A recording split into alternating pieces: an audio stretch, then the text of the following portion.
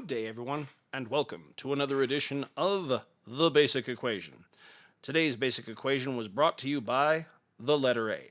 That's right, today we're going to be solving for the value of A. We're going to be trying to find out how much A is worth. Now, to find the value of a variable, we simply need to do the opposite of what is being done to it.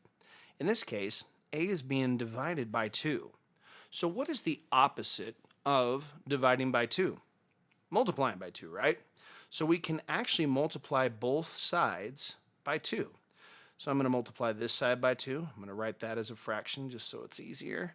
And what I do to one side, I got to do to the other. So we're going to do 2 times 18 over here. Okay, so let's go ahead and do the multiplication left to right. Y'all know what 2 times 18 is? That's right. 2 times 18 is 36. And that means 36 equals, let's look over here. We can actually cross these out and turn them into ones because the biggest number that will go into 2 is itself, and it only goes into itself once. And now we can multiply across the top and across the bottom.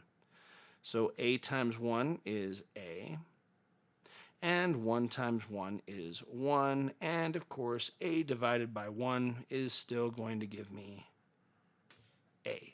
Now, assuming we've done this correctly, the value of A is 36. But we should not assume anything. We should prove it. How do we do it? By plug it in, plug it in. We're going to plug in the value of A into the original equation. So let's go ahead and do that. We're going to pull out our magical pencil. We're going to go ahead and erase that there, A. And since we said the value of A is 36, let's go ahead and put a 36 up there and see if it makes sense.